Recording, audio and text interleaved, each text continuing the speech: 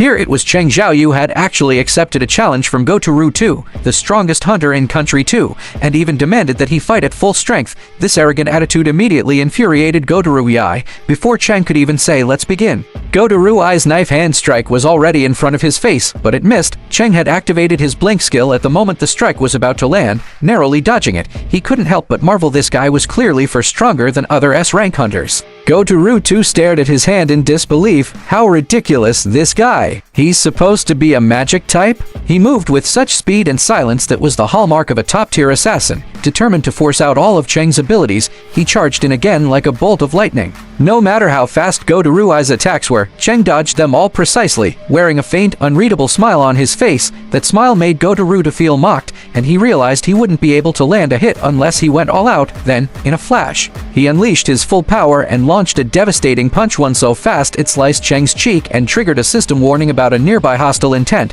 A deafening boom followed his strike had finally connected. But what Go-To-Ru saw next shocked him. Cheng had blocked it head-on. Cheng was a little shaken. If I were any slower, I'd have lost an eye. Go-To-Ru stared in disbelief. Cheng could have ended the match by grabbing his wrist, yet he had deliberately only caught his palm. He thought Cheng was toying with him. Cheng glanced at him coldly. Go-To didn't understand his words, but he knew if his wrist had been grabbed, the match would have ended, and Cheng hadn't even started attacking. In the next moment, both men released all their magical power. Preparing for a final clash, the sheer pressure made Xiaoyu and Hu leap into action, trying to hold Cheng back. Meanwhile, Country 2's hunters blocked Go-To-Ru, given the strength both fighters were about to unleash. A direct collision could destroy the entire stadium and potentially kill someone. Xiaoyu warned Cheng, that guy is leading Country 2's team into battle in just a few days. If he gets injured, no one can take responsibility. Hu quickly had the interpreter explain to Go-To-Ru that everyone got a little too excited and that the sparring session should end here. He then apologized to Cheng.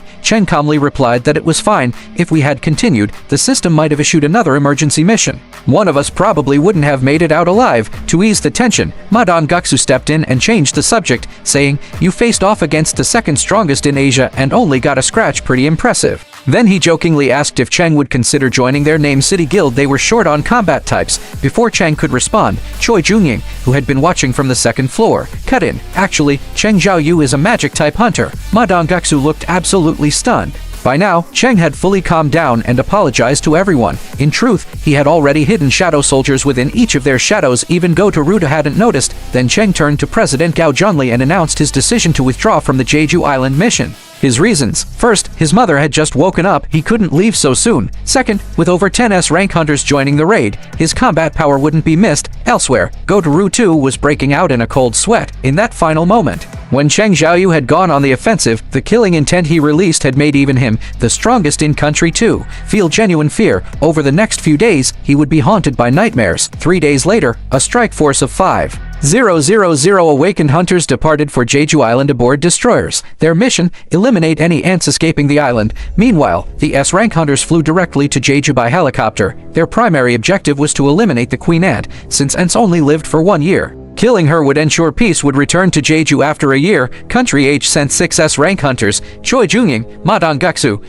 Hu, Xiaoyu, Lin Zigui, and Min Shijin. Min Shijin, Hu's younger brother, was an S-rank healer, though he disliked bloodshed and had retired. He still chose to participate in this battle. Hu was stunned to see him. "I can't believe you're joining us," he said. Min Shijin grinned. "If I weren't here, you'd be the first to die. You always charge in without thinking." Their helicopter approached Jeju Island. At the same time, Go-To-Ru's squad was approaching from another direction. Once a bustling city, Jeju had become a desolate ghost town filled with monster carcasses, most of them devoured by other ants. Go-To-Ru judged that a predator was nearby and instructed his team to begin the mission. Instantly, powerful bursts of magical energy erupted from all over Jeju's outskirts, luring out swarms of ant soldiers. The helicopter team opened their doors. Choi Jungying unleashed wide-range flame magic toward the incoming ants, but as the smoke cleared, the ants appeared completely unscathed. "These things have evolved again," he muttered. "Magic that worked in a ranked dungeons is no longer effective. I'll need to concentrate my attacks." He jumped out of the helicopter, taking point as the vanguard. Flame spells exploded around him,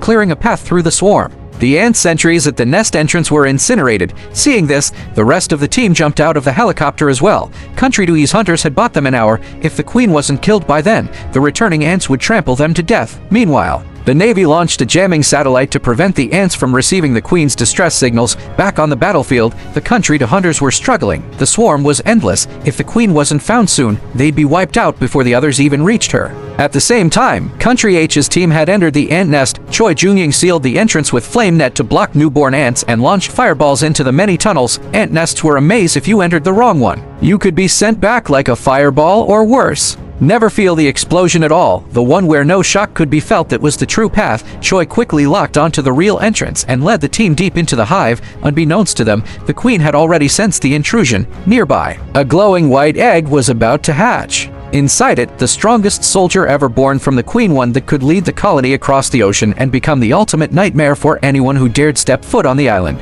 The raid was doomed. All of the S-rank hunters on Kizu Island had been wiped out. Che was sent flying hundreds of meters with a single punch, his internal organs shattered. On the brink of death, even Rujigat, ranked second in all of Asia, was instantly killed by the monster with one blow. What exactly was going on? Just moments earlier, the group had successfully located the Queen's nest and fought their way into the ant incubation chamber without much resistance, but the Queen was nowhere to be found. As Che Young-in prepared to incinerate the ant eggs, a massive, already hatched egg drew everyone's attention. The mana leaking from it was so overwhelming, it made their hearts pound with dread. What kind of monster had hatched from this? Meanwhile, outside the nest, hunters from H country were fighting hard against swarms of ant soldiers. Just a moment before, they were joking around, then in a flash, an S-rank hunter's head vanished. The remaining two were shocked and instantly went into battle mode, but a red flash streaked past, and their heads too were torn off in an instant. Inside the Queen's chamber, more ant guards. The Queen's elite attacked the raiders. Each one rivaled an S-rank hunter in power,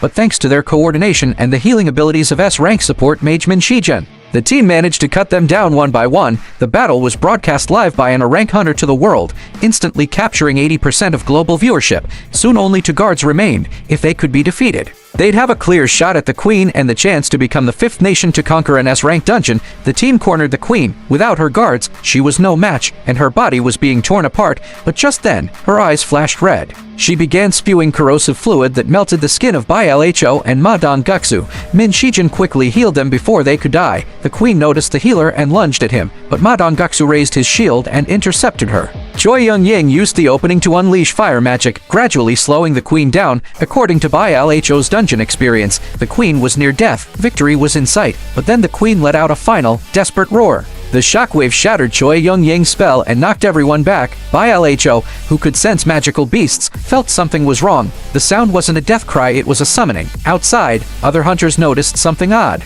All remaining ant soldiers were retreating to the nest. Their signal interference had failed. Inside the nest, Che Hui sliced the Queen in half. It seemed the raid was over. Then Ma Dongguxu got a call from the outside. Ants were swarming back to the hive. The team began preparing to retreat. Suddenly, Choi Young-ying's body trembled. The flame prison he had set at the nest entrance had been destroyed. A massive wave of mana swept over them, pinning them down. From the darkness, an ant soldier emerged, and its mana dwarfed that of all the S-rank hunters combined. This was the Ant King. As the Ant King approached, Che Hui was forced to his knees by the sheer pressure of his presence. The weight of his footsteps alone stirred primal terror. He walked right past the group and stood over the Queen's corpse, confirming her death. He roared in fury, dropping everyone to the ground. Che Hui tried to stand, trembling. In a flash, the Ant King appeared behind him and punched his abdomen so hard, his body crashed into the rock wall, forming a 10-meter crater. His organs were pulverized. Ma Dongguxu rushed to his side, but the Ant King blocked him, shattering his shield with one punch and ripping his arm off with a claw. Bai Lho charged in rage, only to have his chest torn open. Choi Young-ying raised a fireball but lost his arm before casting it. Only Lin Zihui was still capable of fighting. He dashed in, loosed an arrow at close range, but the Ant King caught the magic arrow with a claw, crushed his bow, and kicked him flying. As the king prepared to finish him off, Ma Dongguxu struck a surprise blow, knocking him back. Min Shijun, now cloaked in a stealth barrier, continued healing the team, immobile but undetectable. Buying time, Ma Dongguxu took blow after blow, held together only by constant healing. But then the Ant King sensed something amiss. He looked toward Min Shijun. Min Shijun's heart sank. He had been found. A claw pierced his chest. Bai Lho screamed in anguish. With his last breath, Min Shijun told him to escape, but before he could finish the sentence, the Ant King devoured his head. Bai Lho, enraged, lunged forward only to be grabbed by the throat. Just as the king was about to kill him, he did something no one expected. He spoke. "Run!" Everyone froze. The king hadn't just devoured lives, he had taken their intelligence too. "You're too weak," he growled at Bai Lho. "You killed our queen. Even if I kill you all, it won't be enough. Who is your king?" Bai Lho couldn't answer, his squad was already annihilated. The Ant King suddenly paused, turned his gaze outward. There's a strong one, he muttered and threw Bai Lho to the ground before charging outside. Bai Lho trembled in fear. Was he going after Rujigat? But he forced himself up. Now wasn't the time to think, he had to escape before the king returned. But then he saw it and his heart sank. All the ant soldiers had returned. Outside, Rujigat had discovered his fallen comrades. One of them phoned the vice chairman. Signal jamming had failed, and the ants were swarming back. Gati's country team had returned, but without Sung Ryong, their survival chances were 0. The vice chairman, hearing the update, was satisfied. Although they had failed to conquer the S rank gate, they had succeeded in destroying an entire squad of S's rank hunters. He ordered a full retreat, but then, a black blur streaked toward them. Gat raised his sword in time to block. But the hunter beside him was killed instantly. Gat ordered the others to retreat while he stayed behind. The Ant King's hawk-like eyes locked onto him. You're their king? Gat grinned, raised his sword. That's right, I'm the king. The Ant King flared with power. Gati's smile froze. He had felt this once before in his battle with Cheng Xiaoyu. A sharp crack rang out, his sword shattered. Gati's arm followed. Back at the nest, the surviving hunters were surrounded by ants. Just as they were about to be slaughtered, a black soldier burst from the shadows to protect them. At the same time, far away, Cheng Xiaoyu sensed the crisis and activated his shadow exchange skill, locking eyes with Kizu Island.